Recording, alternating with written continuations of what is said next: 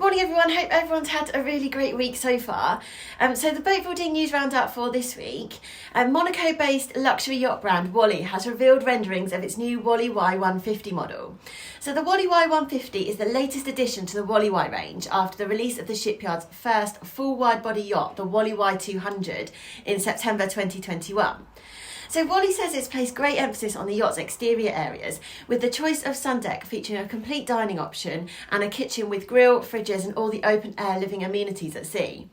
So many of the design features of the Wallywhy 200 have also been applied to the Wallywhy 150, and these include her full wraparound glass on the main deck, with the high bow presenting a 270-degree view from the unique forward master cabin. So Wally says the Wallywhy 150 will be the first yacht in its size range to exhibit this feature.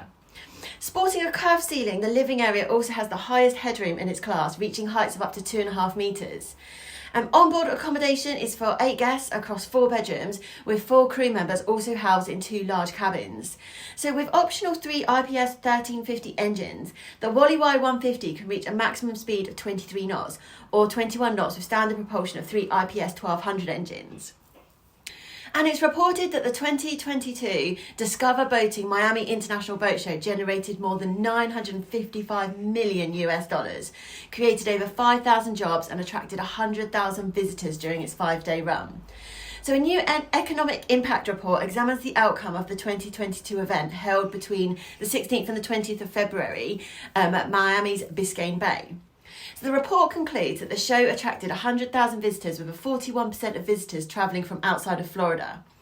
Overall, local expenditures from out-of-town visitors equalled an estimated $42.9 million. And the long-running race to launch low Earth orbit constellations of satellite just took another interesting twist. So the loudest proponent of the service, Starlink and SpaceX, has announced what it's called a high-speed, low-latency internet with up to 300 megabytes per second download whilst at sea via its new service, the Starlink Maritime. So the promise of ever-present internet coverage worldwide has driven many private providers to launch thousands of satellites into orbit in recent years.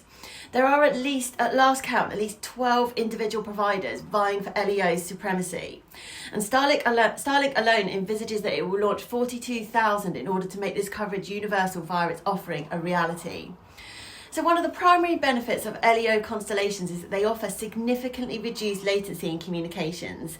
More traditional satellite communications, such as VSAT, rely on satellites in high Earth orbit. And these orbits are significantly further away from the Earth, and the delay in the signal being sent or received, even at the speed of light, creates latency. So the desired level of coverage is still a number of years away. The current coverage is likely to be insufficient for many yachts heading further away from the Mediterranean and more traditional cruising grounds.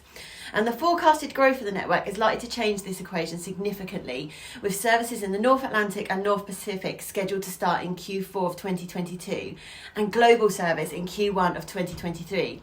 However, as specified by Starlink, this is subject to approval. Hope everyone's got a really great weekend planned, and I'll catch up with you next week.